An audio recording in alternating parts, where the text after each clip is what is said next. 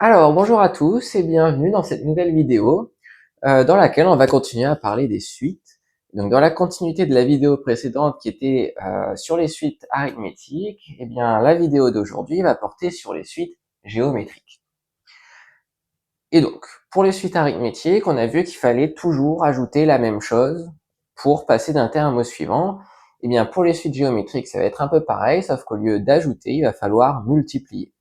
Donc, pour passer d'un terme au suivant dans une suite géométrique, il faut multiplier par toujours le même nombre. Donc, si on fait deux exemples, on va avoir par exemple une suite, admettons, qui commence par 1, et puis on va multiplier à chaque fois par moins 2. Donc, ça fait moins 2, plus 4, moins 8, 16, moins 32, etc. Donc, à chaque fois, là, on multiplie par moins 2 pour passer d'un terme au suivant. Une autre suite, par exemple, ça serait 9. Et puis, on multiplierait, par exemple, par un tiers à chaque fois. Donc là, ici, on aurait 3, 1 tiers, 1 neuvième, 1 27e, etc. Donc ici, à chaque fois, on fait fois 1 tiers. Mais dans les deux cas, on parle de suite géométrique, puisqu'on multiplie toujours par la même chose. Peu importe ce que c'est ce facteur par lequel on multiplie, tant que c'est toujours le même pour tous les termes de la suite, eh bien, on parle de suite géométrique. Donc, si on écrit la définition générale, donc en prenant un peu de recul sur les exemples, si une suite est géométrique, ça veut dire qu'il existe un réel qu'on note généralement Q, tel que pour tout entier naturel n, eh bien, on a Vn plus 1 qui est égal à Q fois Vn. Donc là, ici, dans le premier exemple, Q valait moins 2.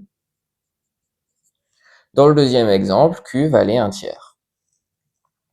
Et Q, c'est ce qu'on appelle la raison de la suite. Donc, on avait déjà introduit le terme de raison pour les suites arithmétiques. Bien, dans les deux cas, on parle de raison. C'est juste que dans un cas, on ajoute la raison. Dans l'autre cas, pour les suites géométriques, on multiplie par la raison. Et donc, la raison pour les suites arithmétiques, généralement, elle se note petit r. Pour les suites géométriques, elle se note petit q. Et donc maintenant, on a un lien entre deux termes consécutifs de la suite. Donc, Vn plus 1, c'est q fois Vn.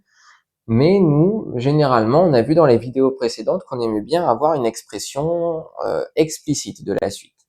C'est-à-dire une formule qui permet d'obtenir Vn en fonction du rang n. Et là, on a une formule pour les suites géométriques, c'est que Vn, c'est égal à V0 fois Q puissance n. Donc ça peut se comprendre assez bien, parce que si pour passer d'un terme au suivant, il faut multiplier une fois par Q, et pour passer du terme 0 à un terme qui est n rangs plus loin, il faudra multiplier n fois par Q. Donc multiplier par Q puissance n. Mais le problème, c'est qu'est-ce qui se passe quand V0 n'existe pas? Donc par exemple, si Vn n'est défini qu'à partir de n égale 1 ou n égale 8, peu importe. Et bien, comme pour les suites arithmétiques, il y a une formule qui est un petit peu plus générale, c'est que Vn, c'est égal à Vp fois Q puissance n moins P. Et là, ici, en fait, la première formule qui est ici, c'est un cas particulier de celle-ci en prenant P est égal à Q, P est égal à 0, mais vous voyez bien que si on remplace P par 0, on retombe sur la même formule qu'au-dessus. Donc là, ici, c'est le cas général, ce qui peut marcher pour n'importe quelle valeur de P. Et là, si on a un peu de chance et que la suite, elle commence à V0, eh bien, celle-ci, elle marche très bien et elle se retient assez bien. Et maintenant, on peut on peut s'interroger sur le sens de variation des suites géométriques. Et donc, généralement, et c'est ce qu'on a vu dans les vidéos précédentes, pour étudier les variations d'une suite, ce qu'on fait, c'est qu'on regarde la différence entre deux termes consécutifs et on regarde si c'est plus grand ou plus petit que 0. Si c'est plus grand que 0, ça veut dire que la suite est croissante. Si c'est plus petit que 0, ça veut dire qu'elle est décroissante. Là, ça va pas être très pratique de regarder la différence entre deux termes consécutifs. Donc là, ce qui va être très pratique pour les suites géométriques, c'est de regarder plutôt le rapport entre deux termes consécutifs. Parce que, bon, la définition d'une suite croissante, c'est que Vn plus 1 est plus grand que Vn, ce qui peut se réécrire comme Vn plus 1 moins Vn plus grand que 0. Mais ça peut aussi se réécrire comme Vn plus 1 sur Vn plus grand que 1. Mais bon, il y a une petite subtilité, c'est que là, on commence à diviser par Vn, et en maths, on n'a pas le droit de diviser par 0. C'est impossible, c'est pas bien de faire ça, ne faites pas ça. Et donc là, si on veut utiliser plutôt le rapport que la différence, eh bien, il faut d'abord montrer, normalement, que Vn est toujours différent de 0, pour qu'il n'y ait pas de problème quand on divise par Vn. Bon, là, on va oublier cette petite subtilité, ce point de rigueur, même si c'est important, mais pour voilà, pas trop alourdir les raisonnements, on va oublier ça. Et donc ici, cette égalité, donc qui correspond à la définition d'une suite géométrique, eh bien elle peut se réécrire, si on fait le rapport, comme Vn plus 1 sur Vn est égal à Q. Et donc, ça veut dire que si Q est plus grand que 1, eh bien la suite va être croissante. Si Q est plus petit que 1, eh bien elle va être décroissante. Il y a quand même un petit point de subtilité, elle va être décroissante si Q est compris entre 0 et 1. En fait, quand on passe du côté des négatifs, le petit problème, c'est que la suite, elle va toujours changer de signe. C'est un peu ce qui se passe ici. Donc ça va faire 1, moins 2, moins 4, moins 8, 16, moins 32. Donc en fait, elle va osciller. Là, vous voyez, on baisse, puis on monte jusqu'à 4, on redescend à moins 8, on remonte à 16, on redescend, et on remonte, et on redescend, et ainsi de suite. Donc en fait, quand la raison est négative, eh bien, on peut pas dire que la suite est croissante ou décroissante, elle oscille.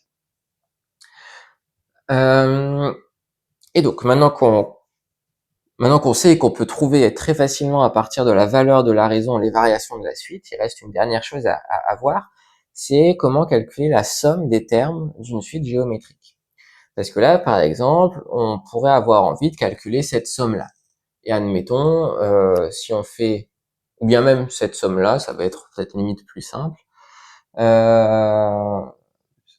admettons jusqu'à 256. Donc, il y a une formule qui est que la somme des termes d'une suite géométrique, c'est le premier terme fois 1 moins la raison à la puissance le nombre de termes divisé par 1 moins Q. Donc là, ici, si on applique cette formule, eh bien, le premier terme, c'est 1, facile, fois 1 moins Q, on va commencer par le dénominateur, donc 1 moins 2. Ça, pareil, facile. Ensuite, 1 moins 2 à la puissance le nombre de termes. Et c'est ça qui est un petit peu plus embêtant à trouver, c'est de savoir combien il y a de termes là-dedans.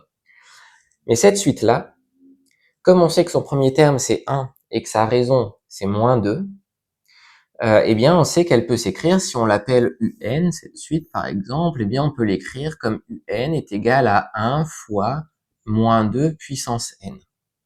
Donc ça, plus simplement, ça fait moins 2 puissance n. Et maintenant, il faut savoir, 256, c'est moins 2 puissance combien? Donc ça, il faut faire appel aux puissances de 2. Donc 2 puissance 1, ça fait 2, 2 au carré 4, fois 2, 8, fois 2, 16, 32, 5, 6, 64, 128, 7, 256, 8. Donc 256, c'est égal à moins 2 puissance 8. Ce qui veut dire que c'est le 9e terme. Attention, il y a un décalage quand la suite commence à n égale 0.